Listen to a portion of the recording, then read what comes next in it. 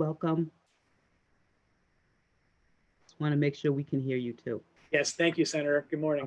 All right, super. Thank you. Good morning. I'm gonna start the live stream through YouTube and let the public in then. Should I Senator start Levesque, Yes. this is Judge Susan Ashley. I see that I'm showing up as Judge King because I connected through the link that he forwarded to me. Okay. Can we? I don't know how to fix that though.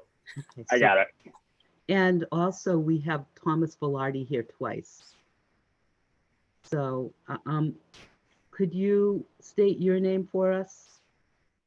Harry Ma'am? Conway. Okay.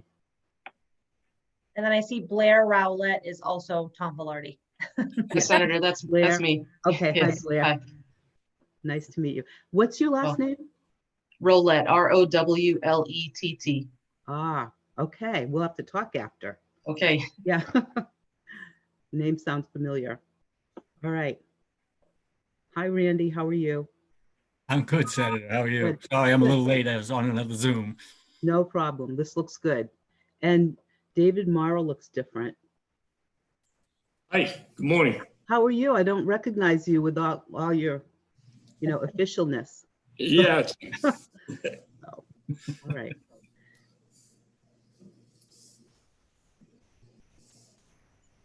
So Judge Neto is connecting.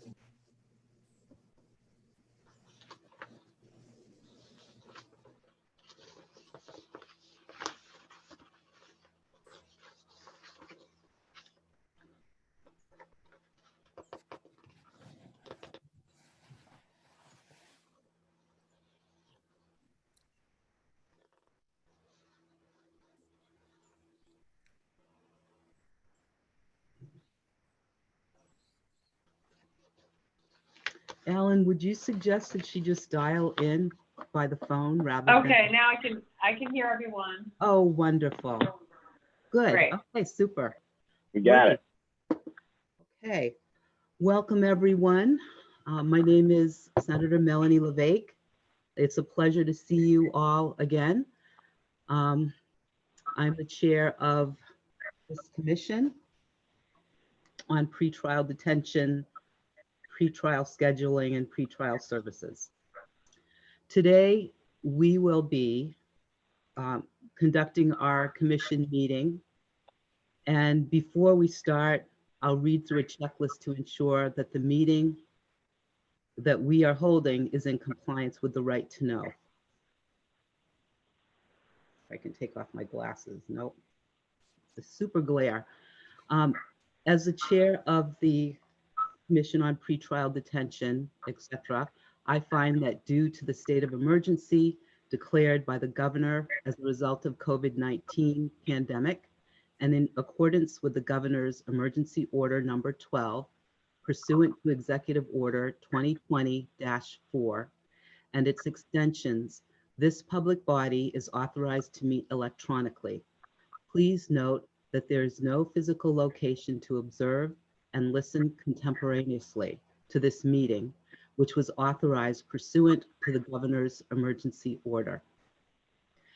In accordance with the emergency order, I am confirming that we are providing public access to the meeting by telephone, with additional access possible by video and other electronic means.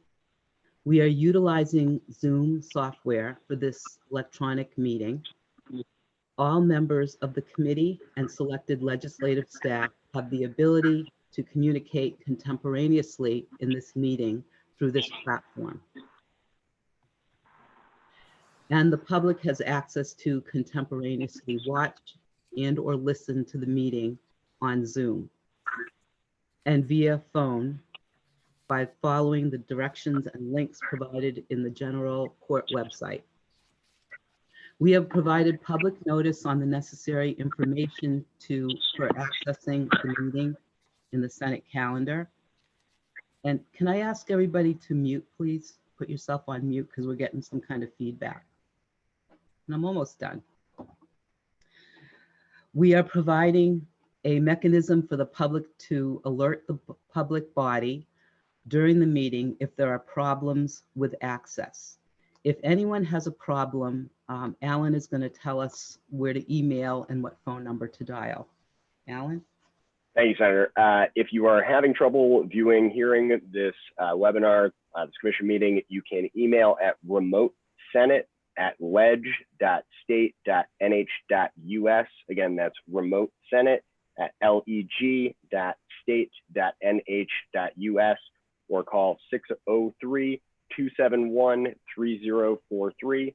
Again, that's 603-271-3043. Thank you. Thank you. In the event the public is unable to access the meeting, we will adjourn and reschedule. Please note that all votes taken during this meeting shall be done by roll call vote. Finally, let's start the meeting by taking a roll call attendance. When each member states their presence, please also state where they are and if anyone else is in the room with you during this meeting, which is required under the right to know law.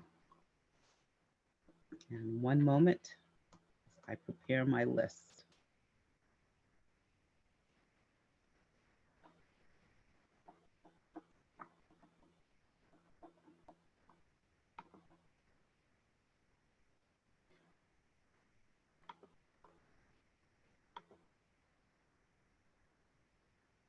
Okay. Beth Rod, Representative Rod. She's not here. Attorney Sean Locke. I'm present. I am in Concord in my home, and there's no one else present at the time. Thank you. Honorable David King. Okay, not present. Randy Hawks.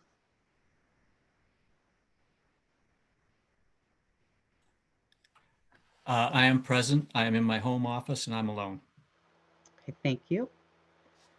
And Lieutenant Timothy Patterson. Present. I'm in my office, Manchester Police Department in Manchester. No one is in the office. Thank you. And Chief David Mara. I am at home and nobody else is present. Thank you. Representative David Woodbury. I'm at home in New Boston and I'm alone at the moment.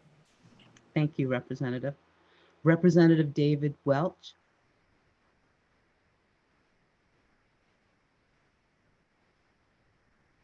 And that would be not present. Judge Tina Neto. Yes, I am in Portsmouth and no one is in the room with me. And I think Judge Ashley is appearing for Judge King. Okay. That's Very correct. Sorry, I was on mute earlier. I am appearing in place of Judge King. I'm in Concord and no one's in the room with me. Okay, thank you. Let's see. And Jeannie Haruska. I'm present. I'm at my home in Concord and I'm alone. Thank you.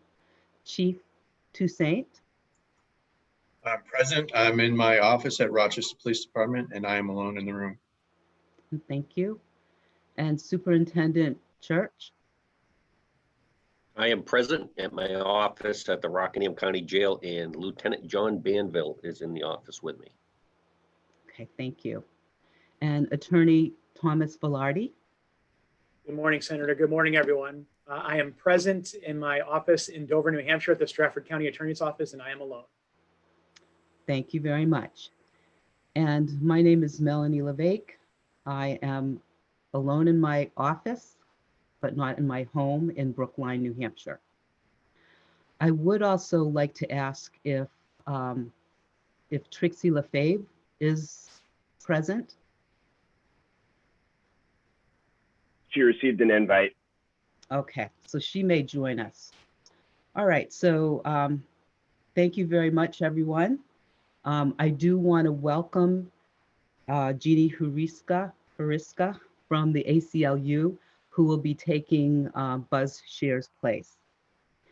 We're also hoping to have Trixie LaFave, who will be our new representative for the bail commissioners. So hopefully she'll be able to join us. Okay.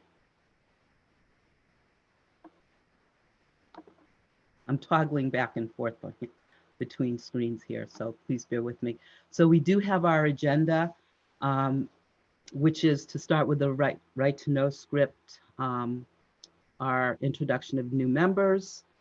At this point, let's review the minutes from February 21st. It's hard to believe it's been that long, but if we could just take like 5 minutes to do a review, and then we can vote on the minutes. Does everybody have a copy? Jeannie, do you have a copy of the minutes? Okay. And if you feel like the time is not needed, let me know, but I see people reading, so take a few minutes.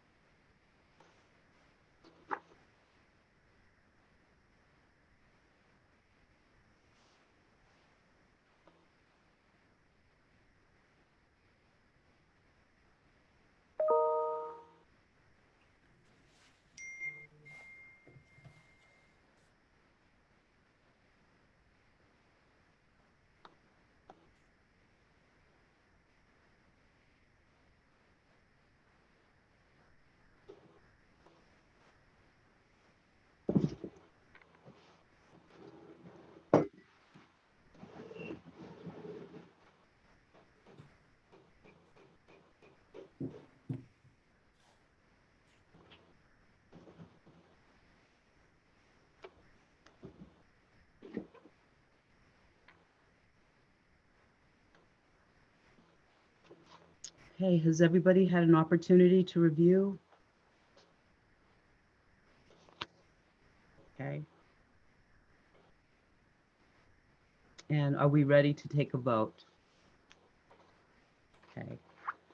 This will be a roll call vote. Attorney Locke, Yes. let's see. Randy Hawks, Yes. Tim Patterson, Yes, oh, sorry, Lieutenant, that's fine. Chief Mora, I'm going to abstain. I was not present at the meeting. okay, thank you. Representative Woodbury, Yes. okay. Judge Neto, Yes, I approve. I don't know if you care about typos, but there's one quote where it says test messaging and it should be text messaging okay, well, on we page, should, for what page was that? page 2, Okay, my second comment.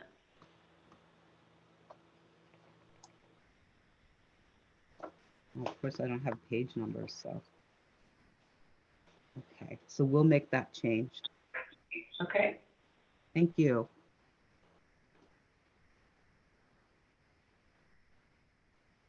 Okay. And Jeannie Haruska? Yes. Okay. Actually, you weren't actually a member last time, but okay. No, but the ACLU was, so I'm happy to Yeah. approve on their behalf. Okay. And Chief Toussaint, Yes. Superintendent Church, Yes. okay. Attorney Velarde, Yes. Senator LeVake says yes. So I didn't, is there anybody that is on the traditional committee that was missed? I think I got everybody that's here. Okay. So the minutes have been accepted. Thank you very much. So as you're probably aware, House Bill 1645, which also had our bill pertaining to the pretrial detention and scheduling, had been passed. So the amendment that we put forward is now put into law. And I thought it would be very important to highlight a couple things. One is the new bail commissioner representative that we have. And again, we're requesting that Trixie Lefebvre be on the commission. We need to have something written from the governor, but she will be our representative. But the other is regarding bail conditions. Bail conditions became much more predominant in this latest amendment. So I thought it would be very helpful to have some of our members share what they know about pretrial services. Also, Attorney Velarde was going to give this presentation in March, and then COVID hit. So I'm very happy to have Attorney Velarde and Carrie Conway, as well as Superintendent Church will be talking about pretrial services and bail conditions. So Attorney Velarde, would you like to start? Thank you, Senator, and good morning again to everyone. I'm just going to make some brief introductory comments. Joining me from the team in Stratford is Carrie Conway, who is our Criminal Justice Program Manager. Superintendent Christopher Brackett has joined us, I see, and Blair Rowlett, who is a big part of the bail supervision program and also is the director of the mental health court program. The introductory remarks would be these, which was about 15 or 16 years ago, Stratford County was faced with the need to bond and build a new jail facility. It's a significant cost to any community. Certainly, we're one of the smaller communities in the state. And so a real hard look was taken about who we were jailing and why we were jailing them. And would there be a way to control that jail population to not face yet another overcrowding situation? In other words, to not outgrow a building as quickly as we had outgrown our building in 2001, 2002, which should have lasted a lot longer time.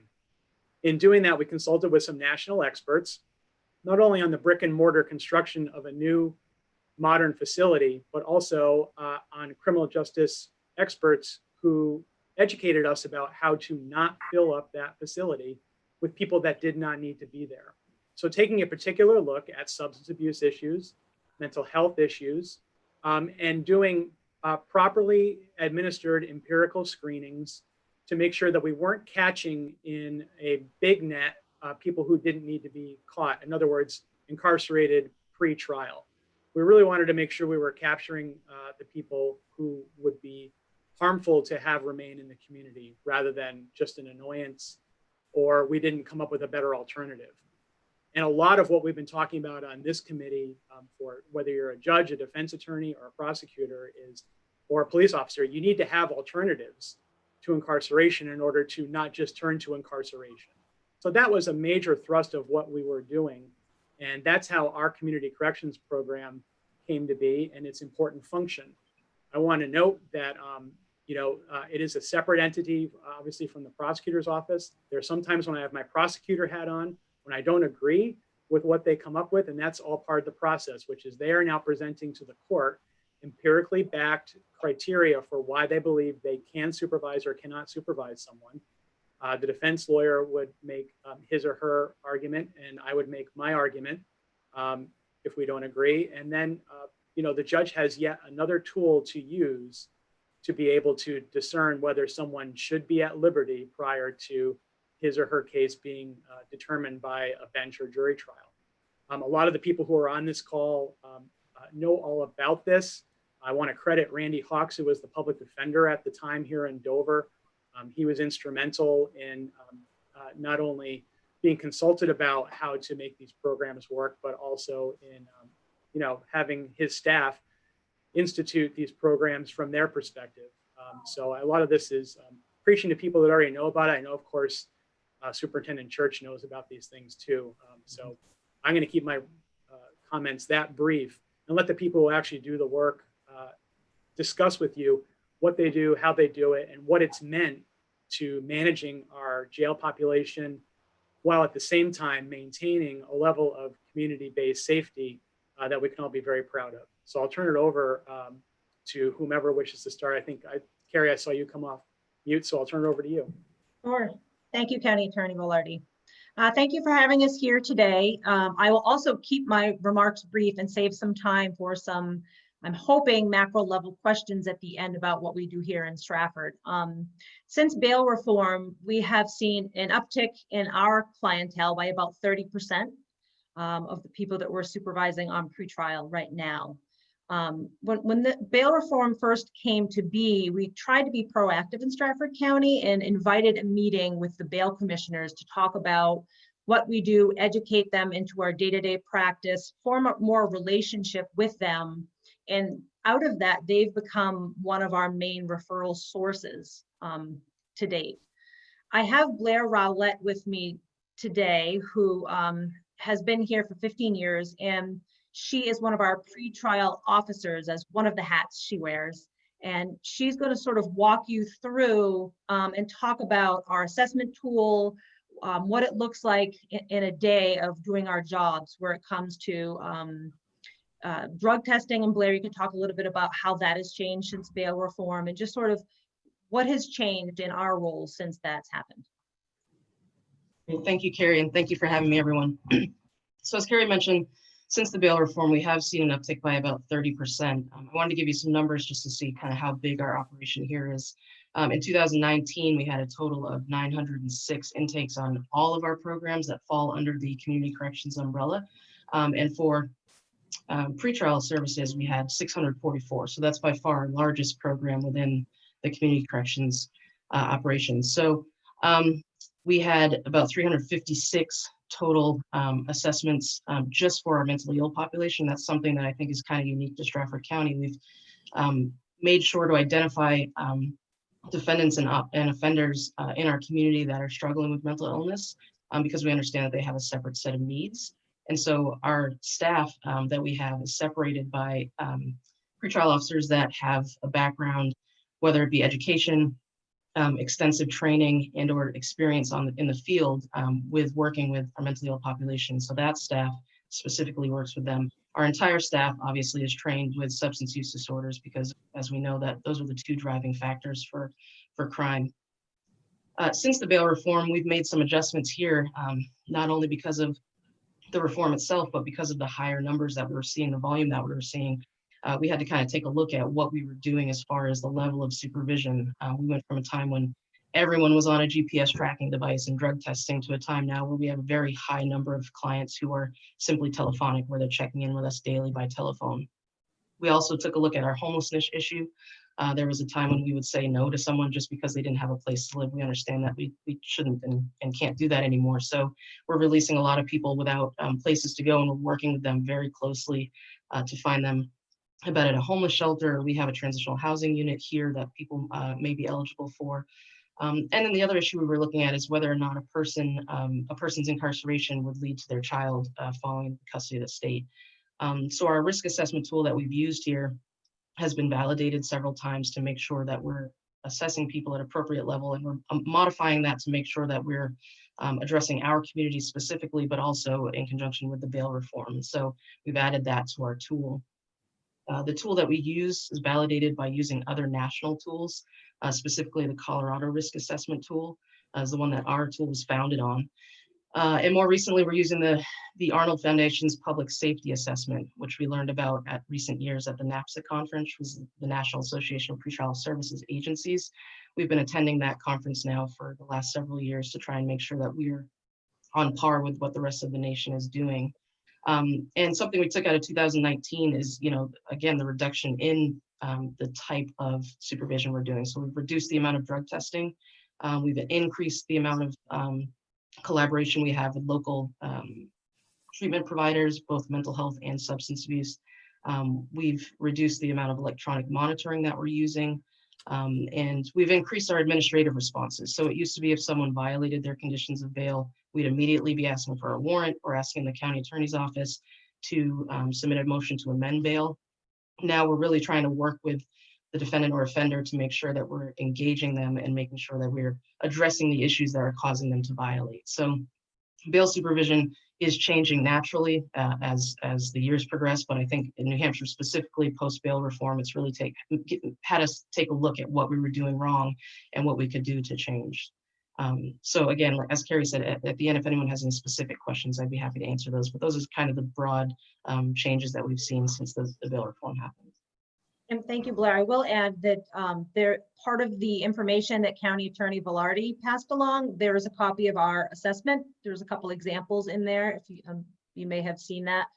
And I do want to agree, Blair, with you that through bail reform, it's really maybe forced us a little bit more to collaborate with more people. So when all this was coming down the line, we met with was Judge Horan here, who was our presiding justice, and also Judge Howard, and talked about we sat with County Attorney Velarde and also David Betancourt and talked about as a team, what is this going to look like in Stratford County and how can we maybe troubleshoot any issues that are coming before they come.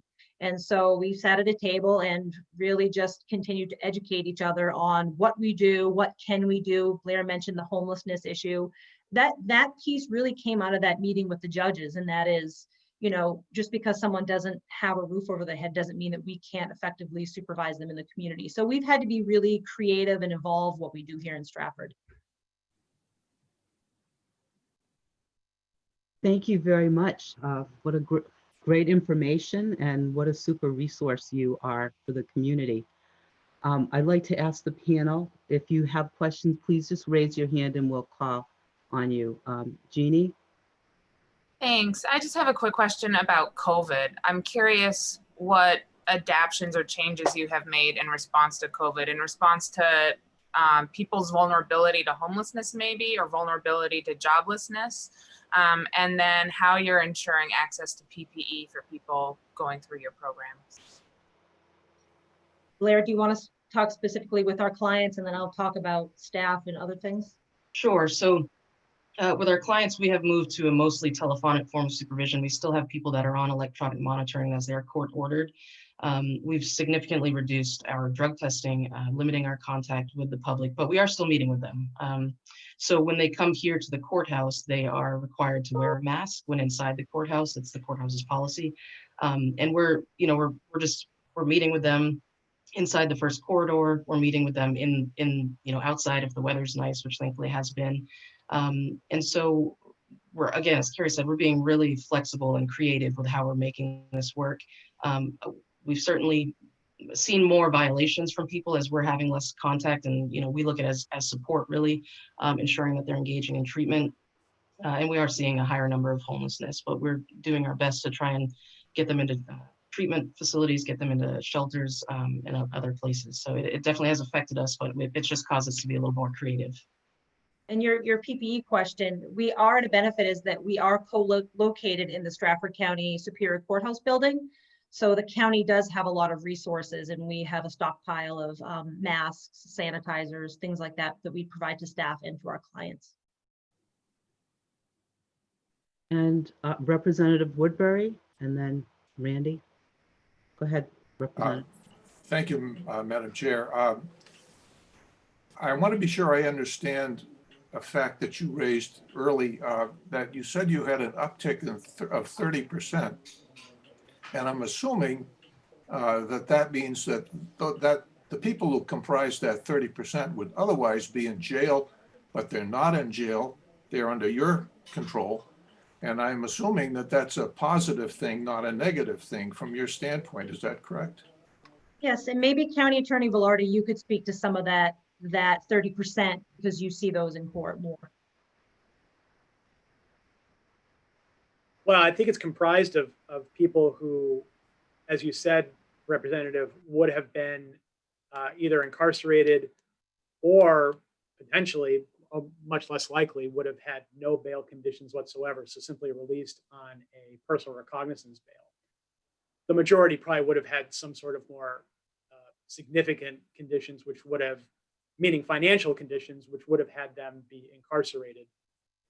So looking at other ways to potentially supervise them in the community, taking that money piece out, that's what my colleagues are talking about. And I see that our superintendent is on, and I'm sure he has seen that change as well. I don't know if he wants to comment from the jail's perspective. All of this comes directly from doing a screening on every single person who is brought to our House of Corrections facility. And there's a duality to this, which is, I mentioned it in the opening remarks. Why do we need to, frankly, to spend the money to incarcerate this person? But also looking at those underlying factors such as substance abuse, mental health, homelessness.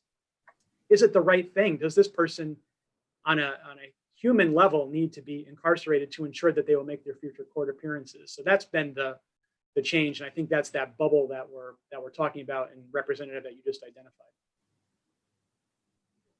If I could just add, good morning, everybody. My name is Chris Brackett. I'm the superintendent at the Stratford County Jail. Thank you for allowing me to come in and speak to the panel. I think it's important to identify the financial benefits of the programs that Carrie oversees. For someone to be monitored on one of Carrie's programs, it's about $8.18 per day versus $35.78 per day inside our facility. Now, an important thing to keep in mind is that figure incorporates a revenue that we generate because we house federal inmates inside our facility.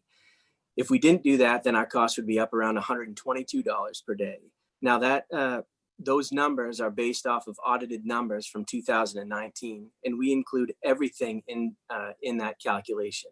That calculation includes the depreciation of the building. It includes the healthcare of the employees that work here. It includes every single audited number that we receive. So the cost savings of $122 per day versus $8 a day for individuals that are dovetailed into getting additional programming in the community, programming that they could continue to receive post-conviction or throughout their pretrial time, is an important factor when we're serving the members of Stratford County here. Okay. Randy, do you have questions? Yeah, just a couple of brief follow-ups for Blair or Carrie. When people are on your program, I know you moved a lot of them to telephone reporting only. Person who is indigent, do you provide phones for people that don't even have a phone? Is there a way to do that? Like cheap disposable phones, or is that something the county has not funded? We actually just learned through the CARES Act that we can use and purchase track phones, for lack of a better word. So that is something we are pursuing. It hasn't, and correct me if I'm wrong, Blair, it hasn't been an issue. Most of our folks do have phones. I haven't heard that it's been an issue. Yeah, no, it hasn't been an issue. And we've actually opened ourselves up to receiving emails from our clients too. And most of them typically have a way to access the internet, whether it be at a public place. And so we've done our best to accommodate. Great. The second question I had is just roughly, you might not have it right at your fingertips, but how many people who are on community corrections are on in misdemeanor charges, and how many on felony charges? I could probably find that number before the end of this. So let me look into the database. Great, thanks. Okay, are there other questions besides my own? Okay, Jeannie? If I can just ask a quick question, kind of building off Randy's question, which is the cost for people who are on supervision. For people who are homeless, there's not an income there usually. So I honestly don't know what the out-of-pocket expense is for people who are on supervision. What does it cost them to undergo these programs? So for our regular bail supervision, for people that are reporting in and receiving drug testing, it costs them $10 a week. For someone who's on a form of electronic monitoring, we actually don't own that equipment, we lease it. So the cost to them is $100 per week. I say that with a caveat that we don't expect to get that money from most of our clients. What we do is we offer community service hours in lieu of them paying those fees.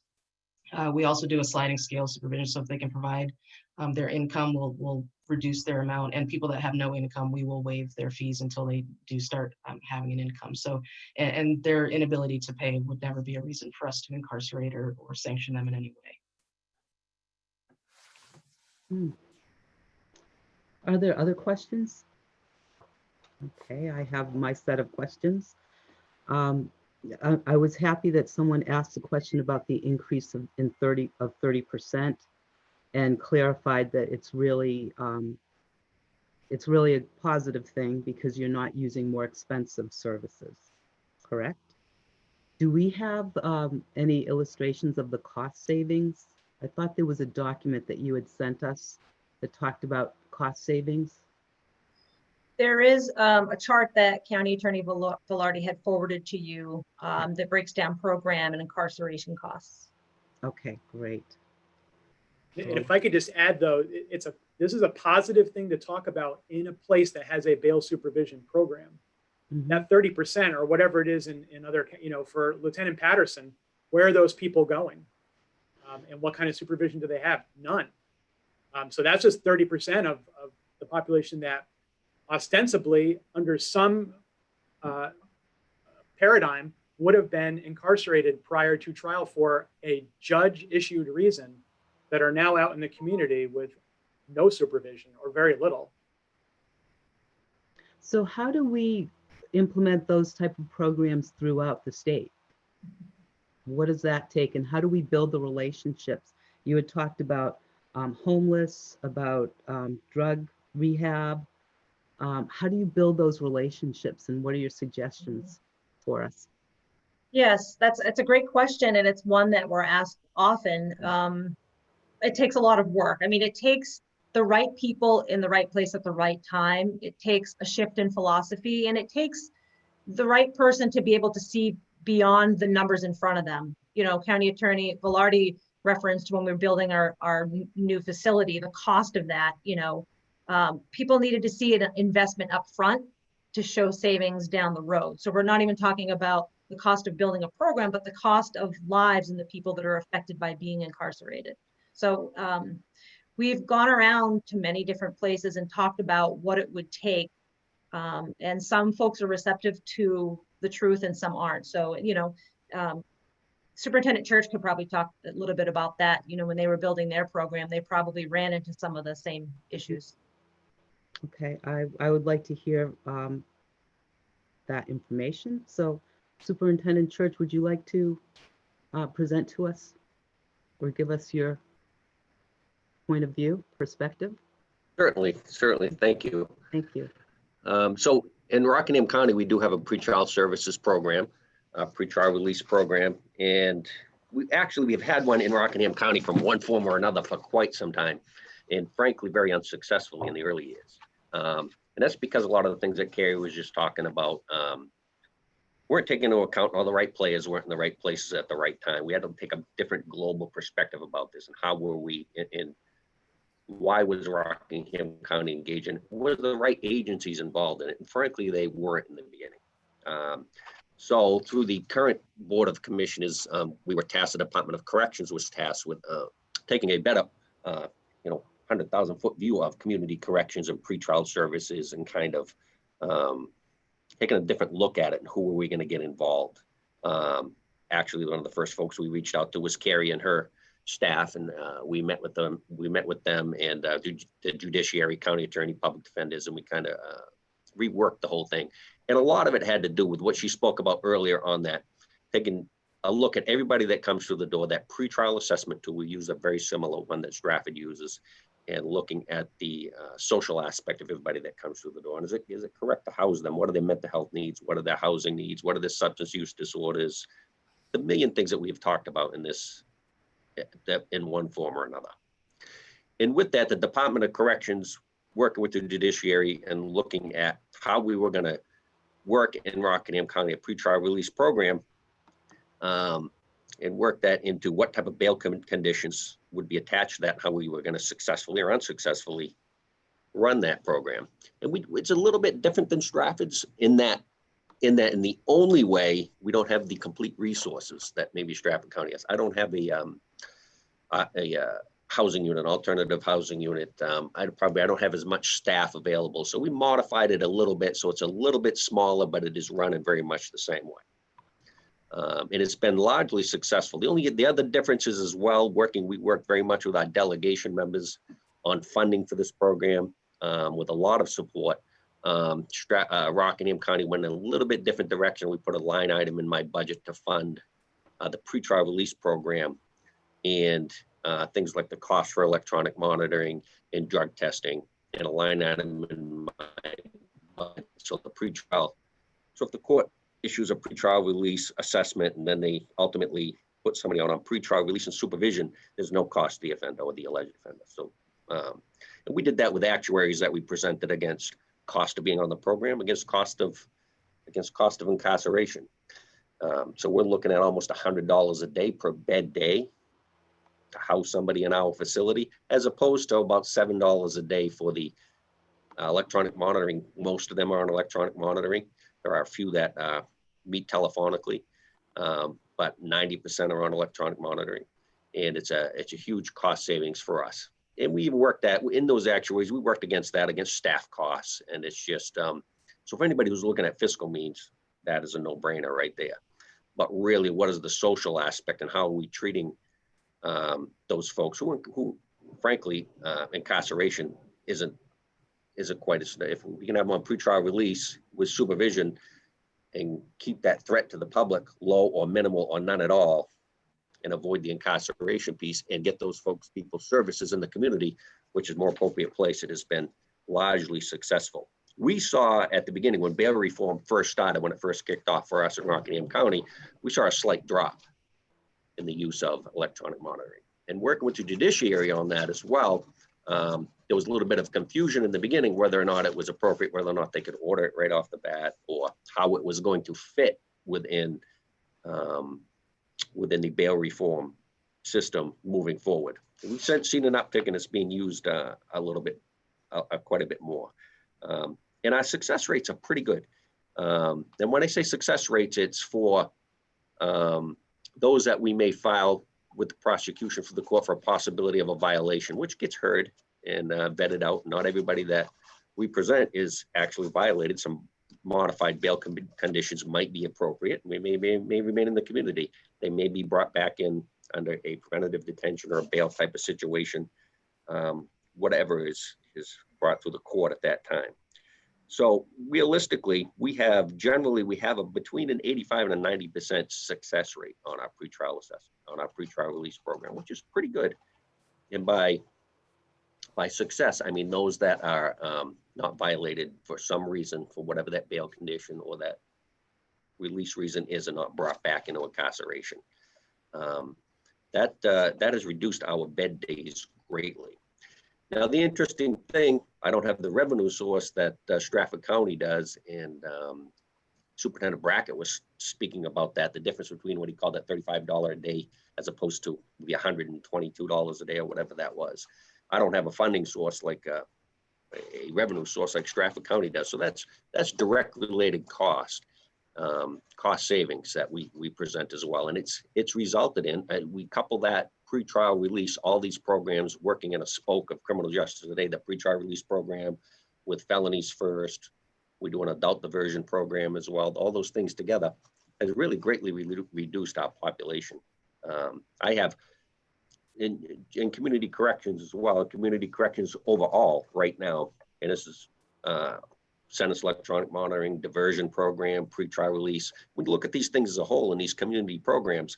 I have 104 out on programs very successfully right now, and I have 101 incarcerated, which is quite interesting that we have a very robust program and we're doing a lot of community corrections. Now, how do you get that around the state? The thing you're running into, the problem around the state is how do you get it done around, how do you get this incorporated around the states with the same type of resources in other locations in other counties? I think is a daunting task at best. You're looking at some of the, you're gonna get the right people in the right place at the right time in the right criminal justice communities and the right funding. And it was so diverse in the state, it would be difficult. How would the state handle that overall and make it possibly a state issue and get it more consistent over the entire state? I think that's a question that's going to take a lot more discussion than we have time here today or in this committee at all. It's huge. Stratford County and Rockingham County working together, quite frankly. Us modeling a lot of what we were doing over Stratford County has been great, but it's can be a little bit unique in the state at this point. The counties operate so autonomously when you get into different funding sources. It's difficult. Okay, thank you. Other questions for Superintendent Church? Representative Woodbury? Thank you, Madam Chair. I'm intrigued with the idea that Stratford County and Rockingham County, which are side by side, although they're different sizes, seem to have a different situation, which one can't really 100% copy the other. And I'm trying to understand, apart from the difference in size, why that is, if you can help explain it. I believe a lot of that, from my experiences, a lot of it is on approach and how that, when you talk about pretrial release or pretrial services, overall, it's not a cookie cutter program, so that it's how you approach it and how you decide to fund it. Rockingham County moved, and if I had to say, we're still probably in our earliest stages over the last several years of getting this in place. We haven't been doing it as long as Stratford County, and we hope to expand in the direction a little bit more like Stratford County does as well, and make it a little bit more robust. So in order to get a program off the ground and to get moving, you either build it from the ground up or use your resources in place to kind of start somewhere, which is what we did. That's why ours looks a little bit different than in Stratford County. We started right within the Department of Corrections. In Rockingham County, it's operated right out of my agency. It's Department of Corrections issues. I have a couple of staff members dedicated to it, and the funding sources within my budget as well. Do I think that can expand and work toward a more robust and a better, a bigger model like Stratford County does? Absolutely. But I think that's the biggest differences between the two. We're in the earliest stages. We got to take a different approach on how to get this off the ground. You look at some other agencies around the region or around the state even, or around the country, and where does pretrial services originate from? How is it operated and how it's funded? And where does it come from? Other regions, it's operated, I've seen them operated out of the county attorney's office. I've seen them standalone agency, their standalone funding and their own staff. That's not how Rockingham County had the resources to operate. We had to do something. We had less resources to start with, and that's why it's a little bit different. But we have what we are doing. We are modeled pretty close to the same. We use a lot of the assessment tools. We work with Stratford closely, and when it's successful. So what we do, we're modeling it pretty much the same, and we're in pretty close contact. Thank you. Okay. And any other questions? Judge Neto? I don't have a question, just to indicate that in Maine, I think they have a pretrial services unit. It's a statewide unit and it's a standalone unit. And so that might be something just to take a look at, because I do think that is best practices to have a standalone unit if that's something we even want to look at. But I mean, Stratford is a good model for having a community corrections program, which is pretty much kind of a standalone unit. Okay, that's good. Good to know. We'll have to look that up. Thank you. Representative Woodbury? Thank you, Madam Chair. I have a question for Judge Neto. If I understand what I think I heard, was that she may prefer a statewide approach to this rather than a county by county approach.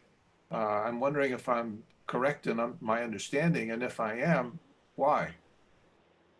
Well, that is a complicated question. I think New Hampshire has a strong tradition of county government, and there are some counties that are better funded than others, and counties like Stratford and Rockingham that take advantage of and Merrimack too has a strong pretrial services program. So the counties are doing it really well, and they've been doing it really well for a long time. If we were starting from scratch, I might say let's have a statewide standalone operation, because then you can make sure you have uniform practices, you can get economies of scale. I'm not saying that's what we should do in New Hampshire. That's just kind of one of the models that is recommended. I think you have to compare that to what is our state culture, what have we been doing historically, and work within that model, if that makes any sense. Thank you. Okay, thank you. I have a few questions. Superintendent Church, you were talking about the electronic monitoring, and we had heard Carrie and Blair talk about that you could have community service or they could waive the cost. And what is the cost of the electronic monitoring for your group? Electronic monitoring cost for us, I believe it's right around $6.80 a day. Did you say $6.80? $6.80? Yes. Okay. Yeah. So it cost you $6.80. What about the person that's wearing the bracelet? It costs them nothing. We fund it. Okay, you fund it. Okay. So you wouldn't need to offer any alternatives like community service and? No. No. Okay. Thank you. And to both Attorney Velarde and Superintendent Church, I'd like to know, how much do your pretrial services cost? How much does that program that costs you annually? And you I know may. Carrie has that cost. Okay.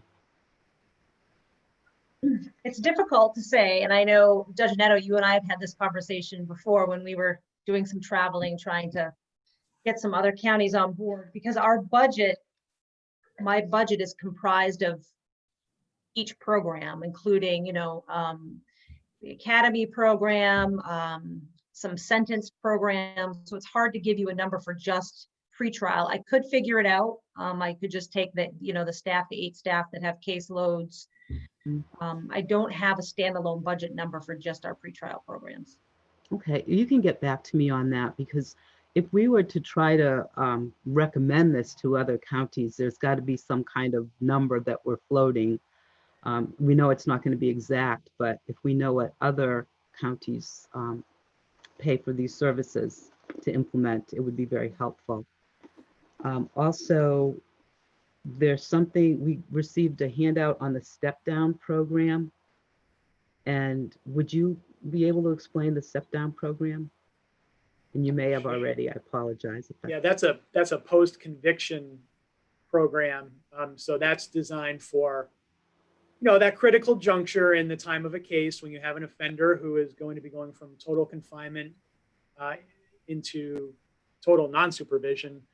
How do you potentially step them down, reintegrate them successfully into the community? It's almost like minimizing the state's approach to, some early release prior to parole. Mm-hmm. So it includes things like going back onto a bracelet before release from the total end of the sentence.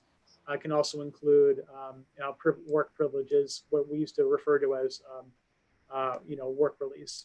It's just the idea is that successful reintegration so you don't go from 100 miles an hour to 0, which can cause some real problems for the offender class. Yeah. And how successful is that? Superintendent, do you want to comment on that from your perspective as the basically the overseer of Step Down? Step Down has been largely successful from my perspective. What happens is people have the opportunity to get out and they have an ability with assistance to establish what are the pillars of successful reintegration. They can establish housing, whether it's through transitional housing or another mean. They can establish employment through assistance and guidance from community corrections officers, so that once they get back into the community, they have the opportunity to be able to maintain some of the things that are needed really for successful reintegration. And that is employment, that is housing, ties to the community. If we can bridge those gaps. It also, if they happen to have individuals who are in need of additional services in the community, there's somebody that's there to help provide some guidance and some motivation to say, hey, listen, you need to get hooked up with community partners. You need to maintain your mental health counseling as part of your step down process. And so from my perspective, we've seen some real successes in seeing people successfully switch from incarceration to post-incarceration with guidance provided by Carrie and her team. Okay, that's great. Thank you very much. So that would help reduce the recidivism. Yes. Okay, excellent. Okay, Trixie Lefebvre has joined us, and welcome, Trixie. You did not get to hear that we did announce you as our new member representing the Bail Commission. And I wanted to, you can say hi. Hi, Trixie. Are you there? Okay. I believe she's here. But the idea of these bail conditions, bail options are to give people alternatives. I'm wondering how realistic is it for our bail commissioners when they go out on a call to be able to offer bail options? So if anybody would like to speak to that, and also Trixie, I would like to hear from you. I'm here. That is my question precisely. But how come we can't hear you? I've asked her to unmute, but she's on a phone right now, I think maybe. Is her phone on mute? Okay. Now, on our end, she is unmuted. I'm on my desktop. Okay. She's on her desktop. Well, since I asked the question, I welcome all of you to give us that input. How will the bail commissioners be able to offer these bail options as solutions? Well, they have been in Stratford County. It's caused a little bit of confusion, in the COVID time, where people are ordered to report to community corrections, and we didn't know who they were. So we had to work out, iron out the sheet, as it were, to make sure we were keeping people on the same communication page. But our bail commissioners that are operating here in Stratford County do include community corrections as part of their bail recommendations. Now, from there, we're trying to fit the program to different offenders. So ordering community corrections can look like a lot of different things. Yeah. It can look like telephonic supervision. It can look like an active GPS with a sobriator, which would be high-end supervision. So a lot of it remains flexible. So being ordered into community corrections, Carrie, Blair, other staff at community corrections, if they're coming from the community, from bail commissioners, they're there looking at the case and saying, what do we need to do for this client? But I think, speaking for our community corrections program, they made a really good job of adjusting to this idea that it's not just going to be judges that are adding community corrections to a bail post bail reform. The bail commissioners when they became comfortable doing that, we're doing it. And it was good adaptation. So you're saying that things like the monitor, the leg monitor, or calling in telephonic can be our bail options that the commissioners can recommend and do recommend. They can. The catch is if the bail commissioners know about what those different conditions are, look like, and then getting that client to self-report to the community corrections office. So there can be a big gap there.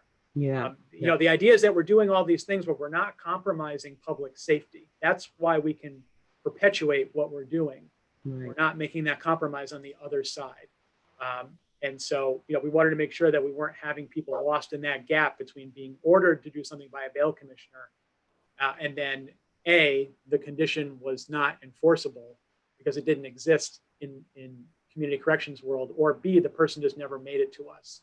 So Carrie, I don't know if you want to comment further on that. It's a really important topic now that we have bail commissioners that are becoming appropriately more comfortable including these in their bail release orders on persons who are not going to the county jails.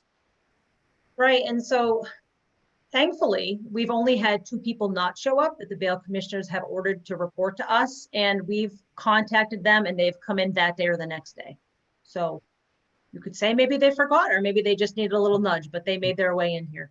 Yeah, okay. That's why that text messaging program is so good. Hopefully we'll hear more about that at our next meeting. Trixie, can we hear you? Can you? Okay. She's unmuted. She's unmuted. Trixie? No, nothing yet. Does anybody else have any input on that as far as like in Rockingham County, Superintendent Church? How is that working with your bail commissioners? Are they able to recommend bail options? No, in fact, we have little involvement in our pretrial supervision program from our bail commissioners in that the same things that Attorney Velarde was talking about, that that gap, a little bit uncomfortable with that gap and what that might mean. And can they get them in the report and what will that look like? And that gap between that time frame and the time frame that they had a report for arraignment down the road is that community safety piece there has been an issue for us. So that is something, that gap is something that and how we fill that void is something we can look at, but I think it's a fairly complicated issue that we need to address, and it takes a much greater discussion. Yeah, I'm sure it's complicated in the bill that we just passed. The first time somebody is an offender, then they can get PR if they don't have the funds to pay their bail. But the second time, it says bail options or paying bail. So one of my goals is to have alternatives to paying bail. And the bail conditions that you're talking about and these options are important to be able to implement. So I'm wondering, Randy, what are your thoughts about that when we talk about bail conditions and bail options?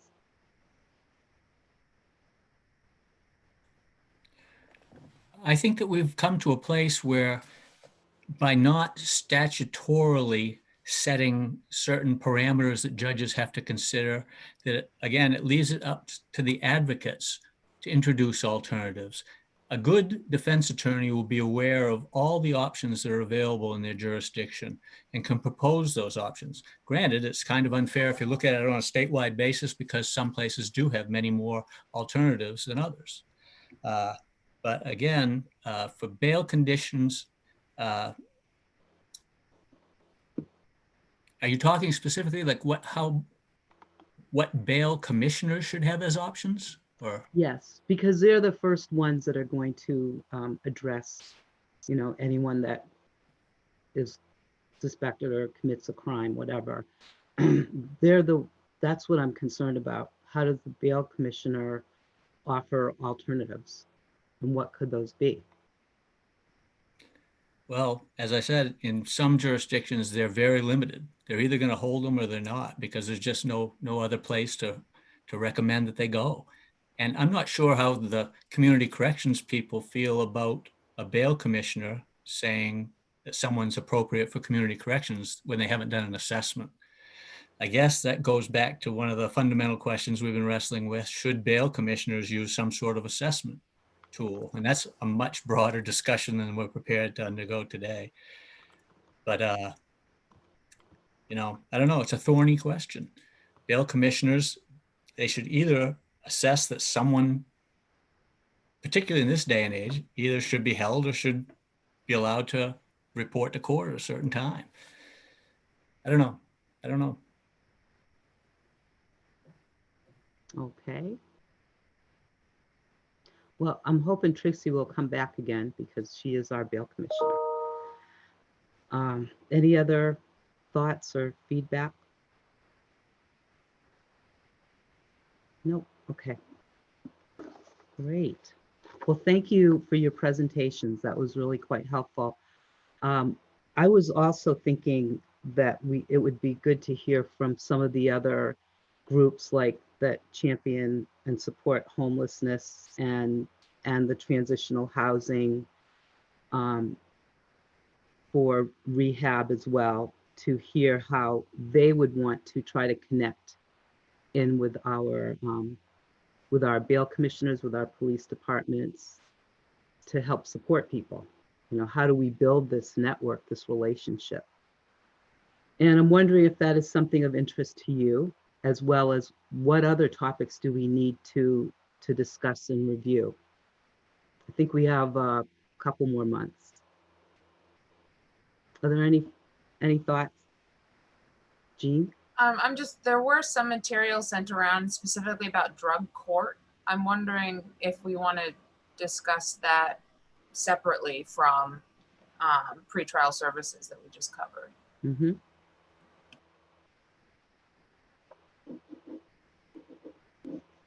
Okay, and that could be another meeting that we have. And you see that as a way that that would prevent people from going to jail? Yeah, I think it has in some circumstances. And I would just note there was legislation kind of related to drug court last session that didn't make the COVID cut. Mm-hmm. But there have been some ideas about drug court, and I think that's a worthwhile discussion for this group. Okay, we'll put that on here. And did Judge Neto, did you have your hand up? No, okay. Randy? Yeah, I was just wondering, given the looming catastrophic financial conditions, how much we should be taking into consideration the impact on any recommendations that we make insofar as any state recommendations for what the state will take on. Well, I suppose what we recommend the counties take on as well, because everyone's going to be severely impacted for the foreseeable future, for the rest of this year, fiscal year, and the next biennium at least. So I don't know if we should be too outlandish in our wish list, given those restrictions. Well, I think it's helpful to do the research and do the work, not necessarily to make a proposal to the state that everyone should get this, but we should understand what that entails. And if we can understand ourselves, then maybe in the future, when things are better, there would be legislation. Right.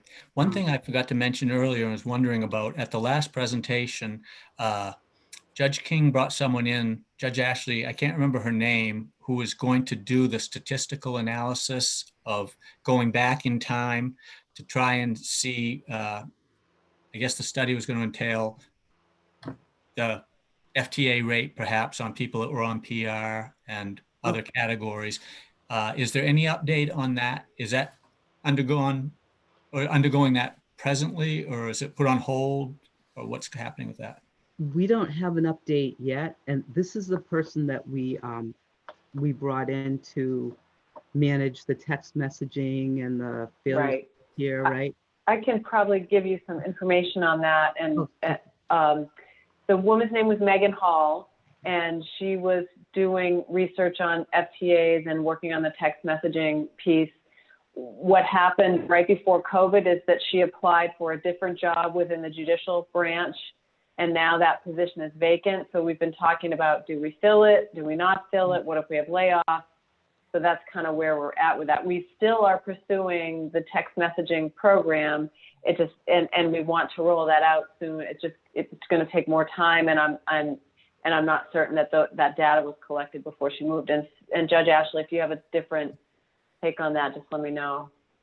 That is all accurate, that she was working on trying to get the text messaging program up and running. And I think Superior Court was moving that forward. At some point would be moving that forward at some point. And then there was a shift in personnel, shall we say. And to Randy's point, we're all a bit concerned about the finances in the state and whether there'll be layoffs coming. So that is a consideration about filling any positions at the moment. Understandable. Well, that's sad. It was very exciting to the thought of gathering that data and implementing the program. We might still be able to leverage a little bit of Megan's time, so it's not all a lost cause. Right. And really, it is not our intention to lose sight of that. It's just we're in a bit of a holding pattern, waiting to see a little bit more on the budget front, which I think we'll all know a little bit more about in the next month or two. Right, right. Judge Neto, if there's any way that we can glean any information from Ms. Hall, it would be great to have at our next meeting. I'll see where she left off, and if she can pick up some of it, or if someone else can, I'll look into that. Okay, and if not, we understand, but it would be great to have that information. Okay. And Trixie, are you audible now? Can you speak or?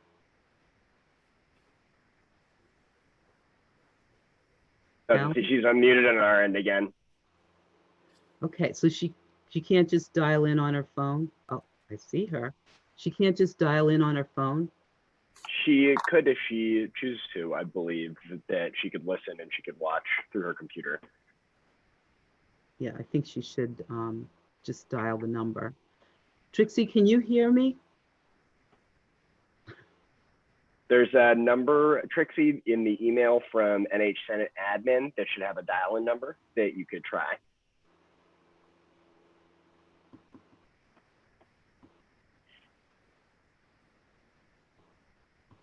I'll send the email again so it's fresh as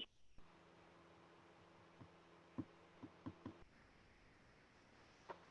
Is there any other business that we need to address, or any other groups that you feel we need to hear from and get their input from?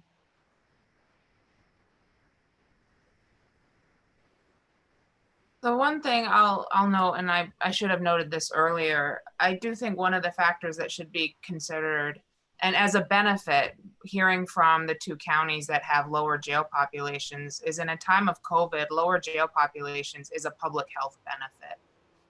Crowded facilities is a huge concern with COVID. We've seen other jails release hundreds of people from their jails and prisons specifically to address COVID. And given that we have no idea how long this public health emergency will last, likely at least another year, I do think it's important to kind of keep that in mind. Again, I don't think there's anybody that could specifically come in and talk about this necessarily, unless we wanted to do kind of a, what are the precautions being taken by facilities. But I do think as we talk about bail reform and decarceration, taking advantage of every single opportunity to prevent incarceration, I think really needs to also be factored in as a public health issue in today's day and age. Mm-hmm. That's a good point, because somebody had asked me if what we're doing in New Hampshire to reduce the prison population because of COVID. And I'm wondering, are there any efforts going on at all? If you could share with us, Superintendent Church and Attorney Velarde, are there any efforts like that going on? Well, our experience was, I think born out of the success of having done significant screening for who gets in. It's a tighter mesh for who gets in and stays in the county jail. So when we looked at the population that's actually retained in our county jail, these were people who objectively, in the eyes of judges, needed to be in the county jail because the scales were tipped in favor of either they weren't going to come back if they were released for their next court appearance, or more likely that they were potentially dangerous to themselves or others if released to the community. So I think as a result of being really careful about how we're doing that front end screening, we didn't have a lot of heavy lifting to do on the back end. There were a couple of specific reviews for unique medical conditions that the county attorney's office undertook at the request of defense counsel. And we worked those cases out specifically, but it was such a small handful, as I understand it, compared to my other 9 county attorney colleagues who faced much greater challenges. And again, this gets back to, the recommendation coming out of this committee. Can we be committed to having no program in Hillsborough, no program in Carroll County, Rockingham have a program, and Stratford have a program right next to each other, and those looking different? Is that really how we want to have a bail supervision program moving forward? You could have, I appreciate that Superintendent Church and Superintendent Brackett work so closely together, because you should have the same empirically based screening tool used in co-joined counties. Can you imagine if we had 6 or 7 different empirical instruments or non-empirical instruments, because that's what a particular county decides to adopt? There's a really wrong way for us to go about doing this. And there ought to be a drum that we're beating about making sure this is as fair as possible across the entire state. And sameness for the purposes of sameness and cookie cutter is not a good approach, but there are some objective empirical things that need to happen for any program to make it be a stand-up program. Okay, I appreciate that. And it doesn't mean that we have to do it now because we don't have the money, but we should be understanding what it would take to do that. Right? Thank you. Attorney Locke.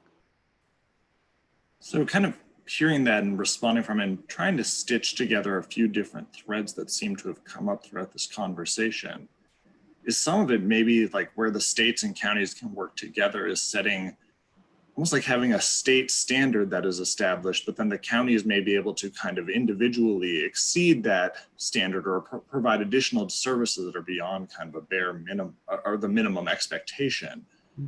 Could give a tool that could be useful for bail commissioners across the state, but also would be something that there could be a referral to the community corrections to see if additional services or different services may be appropriate, kind of as a starting point. It's just kind of stitching together some of what Judge Netto has described and what Attorney Velarde and Superintendent Church have been describing in terms of trying to provide something without it becoming too cookie cutter and too kind of top down. Thank you. And Carrie? Yes, and I will add that the National Association of Pretrial Agencies sets forth standards, guidelines, best practices that people should be following when it comes to having a pretrial services agency. So I would encourage people to take a look at that. But I do agree. I think by having that, you also leave room for that flexibility that's needed county by county. Carrie, could I just ask you to restate the name of that? I'm taking notes and completely lost the acronym. Sure. Why don't I can type it in the comment section. Would that be helpful? Okay.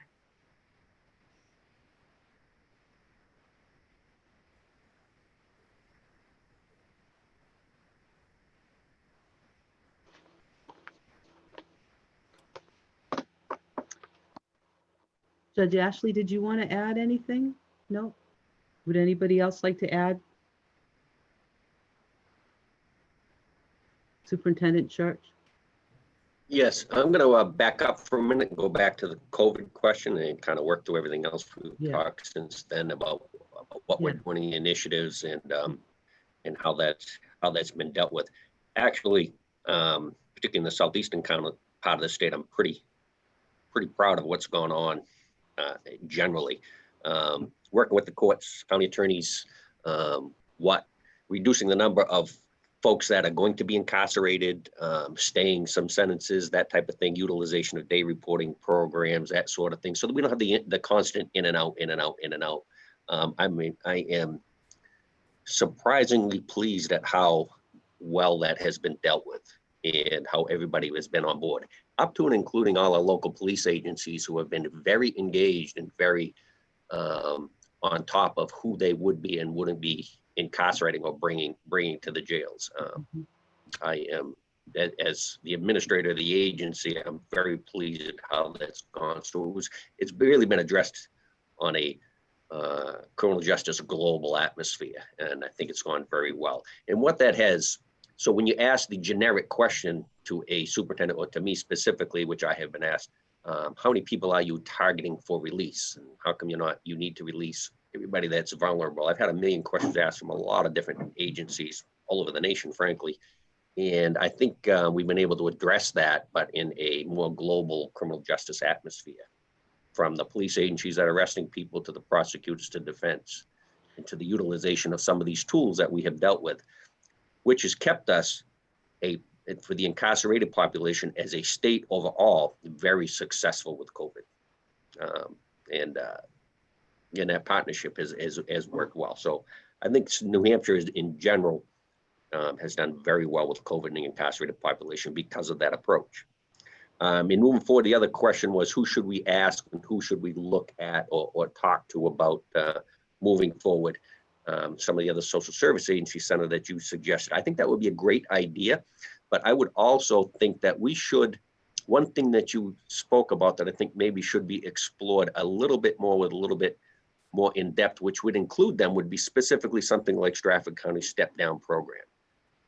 In Rockingham County, same thing, we call it our reentry program, same thing. And it includes those social service agencies. I think for the folks on this committee to have a deeper understanding of how that actually works, a few minutes in a committee hearing, like in a committee meeting like this, doesn't give you the idea of how engaged the Step Down Program or our reentry program is in identifying these and getting these folks back into the communities, but how in depth we work with other social service agencies to do that. DHHS, get folks set up with the substance use disorder programs, medically assisted treatment, get them hooked up on their Medicaid and appointments before they go out, a ride to their appointments, working with homeless shelter. I mean, they are both very robust and very in-depth and very well-run programs. I think an understanding of that and get some of those folks in will give you a broader perspective on maybe where the state should go moving forward. And me, I will probably speak a little bit more frankly on some issues as I'm retiring this year, so I can, realistically, it has to be a statewide issue. I'll say it, the state has got to take this on a pretrial release program. It's not going to happen county by county. It's just not. You don't have the funding. You don't have the same players in board. You don't have the same, I mean, it is amazing to me on the autonomous differences from county to county, sometimes agencies right next to each other, how differently and how the perspective on what should be done is so different. And we are not going to get over that unless this is taken as a statewide approach.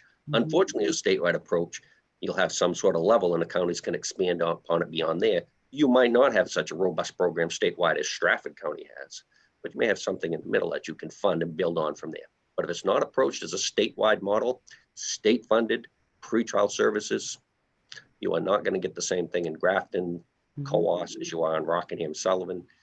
It's just so vastly different when you talk about the players making the decisions from county to county and the funding sources.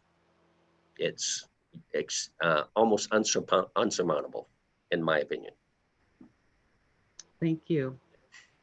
Even if we come out of this commission with a recommendation such as the state should have a statewide approach, we're not saying that we have to do it today.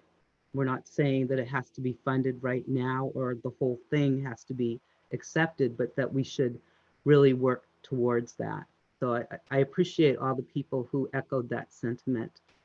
I want to ask from our law enforcement, haven't heard a lot from you guys about what your thoughts are about the bail conditions. the ankle bracelet, the, calling in, and, what are your thoughts about that? Chief Well, Toussaint. speaking for myself, and I guess for law enforcement in this forum, whatever works for me. Basically, my concern and the concern of law enforcement is the crime rate in the community. And if someone can be adequately supervised by an ankle bracelet or checking in with someone or drug testing, then by all means, that's great. I'm not a proponent of putting everyone in jail, but I'm a realist and understand that there's a segment of the population that will not follow any direction or stipulations put upon them. So any program that helps this situation, I completely support, whether it be monitoring by someone or mandatory drug testing or just getting them services such as substance misuse services or mental health services or, homeless type services. I'm in favor of all of that because ultimately, if those services are not provided, the police department is the catch-all for all of the problems that are caused by the lack of funding for these other programs. Yeah. So, and I think we can all agree that the police department is not the best organization to deal with all of these problems in society: mental health, substance misuse, homelessness. So I think this conversation is a great step, and I agree with Superintendent Church that it doesn't make a lot of sense to have a state,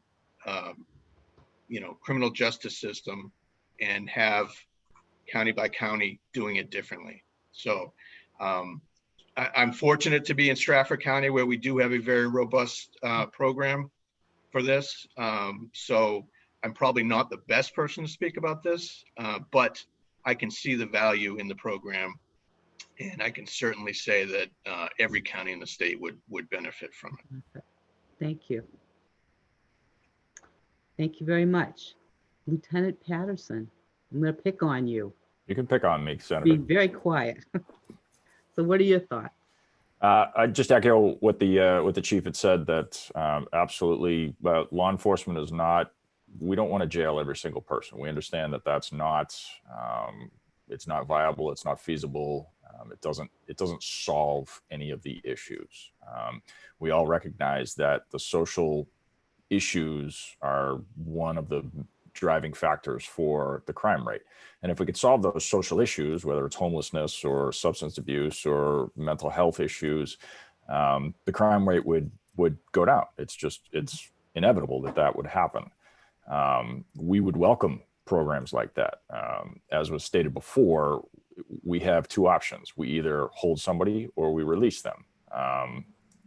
And releasing them is releasing them with conditions to, whether it's a no contact order or something like that. If there were other options that we had, particularly here in Hillsborough and Manchester, for specifically, check-ins, drug testing or any of the other programs that are mentioned, that would be fantastic. We would welcome that. As Superintendent Church pointed out, accomplishing that on the scale that we would need in Hillsborough County is going to take an awful lot of work. It's going to take an awful lot of money. And it's going to take commitment from a vast array of partners to make that come together. Some of the smaller counties have it a little bit easier because of the scale that they're dealing with. Our scale is just enormous, and trying to figure out where to start, I think that's the issue. But the idea of starting with a statewide recommendation and a statewide framework, I think that's a good place to start. Then you'd have to delve down into each particular county to kind of see how that goes. But we here in Manchester, we absolutely would welcome that, because we don't want to be the ones that are responding to homeless situations. We don't want to be responding to, particularly the substance abuse issues, unless it's, a crime against a person or something like that, where the police should be involved. But like Chief Toussaint said, we're open 24/7. I mean, that's by virtue of the fact that we're there 24/7, because nothing ever happens Monday through Friday from 8 to 5. It's always Friday at 6 o'clock. It's always Saturday night at 11 o'clock or Sunday morning at 2 o'clock in the morning. That's when things happen. And the only person available to call typically is the police department. So if we could get those kind of programs in place, we would certainly welcome it. Okay, thank you very much. Chief Morrow, would you like to input? I think Lieutenant Patterson said it well. I don't really have anything to add to what he said. Okay. Okay, great. This has been a wonderful conversation, except for the fact that Trixie wasn't on. We'll have to fix that for next time. There's one other area that I wanted to address, and that is dangerousness, because I keep getting these emails about people who have committed a crime, what I would consider dangerous, but they're out on bail, or they're out of jail. And people say, well, see, this is bail reform. And that's not bail reform, as I understand it. Bail reform is if you're dangerous, you stay in jail. Even if you can afford to pay a bail, you stay in jail because you're dangerous to yourself or others. And I'm wondering if other people are finding this to be an issue. Are we still seeing a lot of dangerous people that are getting out? And then why is that? Is it just me? Lieutenant Patterson, are you finding this at all? So I think what you're saying is that each side has an argument to make, as was set up in the law. In what the bill says is that the police department, through whether it's the bail commissioner or through my own prosecutor, determines, okay, we think that this person is dangerous, and we will put that forward in the form of a preventative detention.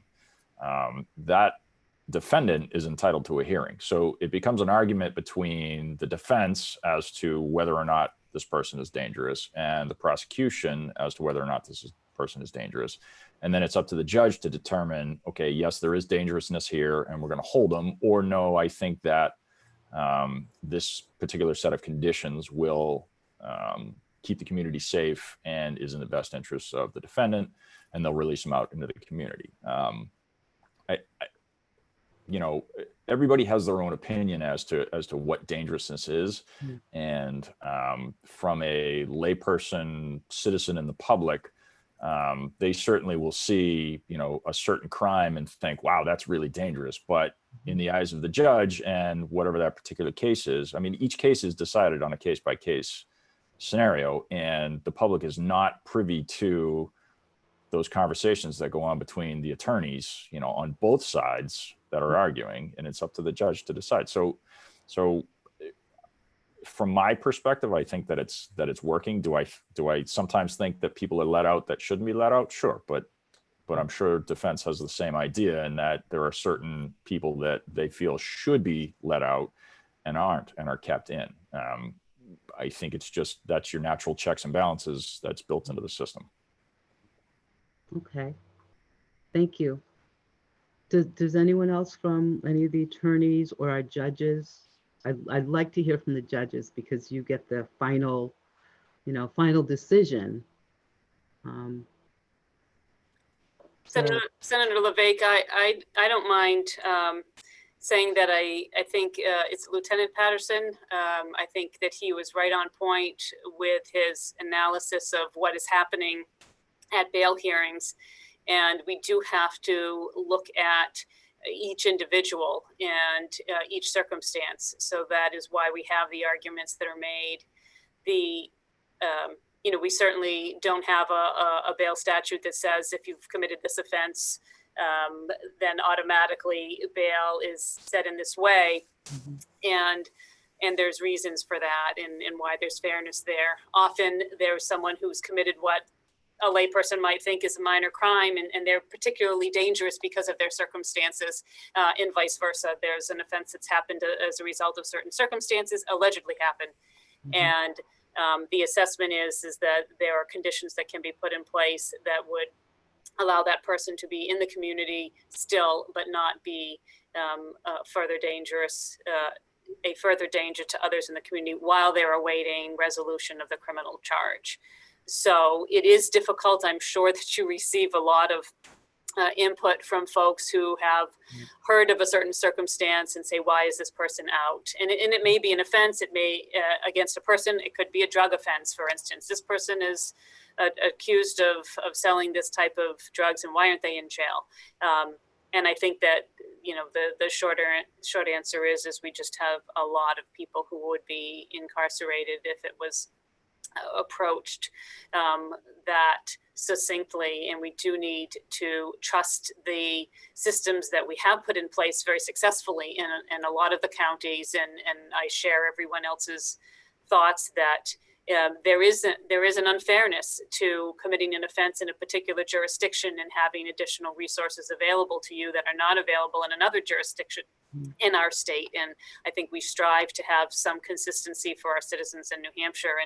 And right now, I don't think we achieve that because we don't have the same level of pretrial services available everywhere. For budgetary reasons, but again, there certainly could be some arguments made that it's cost savings to have services available rather than incarcerate. So it's just a matter of getting that to echo in the right ears for a long enough time to have it take hold. So, but they're difficult decisions to make. Every time the judge makes a bail decision, it's a difficult decision, and you hope that you're making the best decision for the individual in the community. And most of the time it fares that it is, but sometimes there's reoffenses that happen. As Chief Toussaint says, some individuals simply don't comply, they reoffend. But again, on our level in the circuit court, we're talking about low-level offenses that result in very little jail time to begin with. So those are all factors that we need to consider. Okay, thank you very much. Right, thank Well you. said. And I would just say, we have tens of thousands of bail hearings a year. So that just gives you a context in which you receive the email. So I think sometimes that's helpful. Yeah. And then maybe just giving a quick little example, you know, we have a crime called robbery. And if you hear someone's charged with a robbery, that sounds violent and dangerous. And the fact may be that somebody who was seeking money for drugs went into a Walmart and pushed past the security officer to get out of the building. That would constitute a robbery because some level of force was used. So the terms we use don't always match the facts that occur, and it may be that that person would do well on supervision, pretrial supervision with some drug testing and some treatment, and be safely monitored in the community. So I really appreciate the feedback of law enforcement and Judge Ashley that these are individual cases that need to be considered one at a time. Well, thank you both. I will send you the next pictures that I get. But at least I have a good comeback or explanation there. So we've, it's almost 12 o'clock. We've had a great conversation. I really appreciate everybody's input, the presentations that we had. We're going to schedule a meeting for next month. It will be on a Friday at 10 o'clock. I'll have to check the calendar to see what the date is. But I look forward to seeing you next month and appreciate, you know, all that you've given here today, and wish that everybody stays safe during this period of COVID. So thank you very much. And I guess we're going to adjourn the meeting, but a roll call is required. So, let's see. Okay, Attorney Locke. Move to adjourn. Move to adjourn. Yes. Let's see. Randy's gone. Lieutenant Patterson. I'll second that. Okay. And Chief Mora. I vote yes to adjourn. Yes to adjourn. And Representative Woodbury. Yes. Judge Neto. Yes. Jeannie Haruska, Yes. Chief Toussaint, Yes. Superintendent Church. Oh, yes. Superintendent Church. Yes. Thank you. And Attorney Velarde. Yes. And Senator LeVake votes yes. And Judge Ashley, would you like to vote? Would you like to adjourn? As well make you feel like you're part of this. Thank you very much. All right, we're all set. Thank you again. Everybody have a great weekend and take care. We'll see you next month. Bye.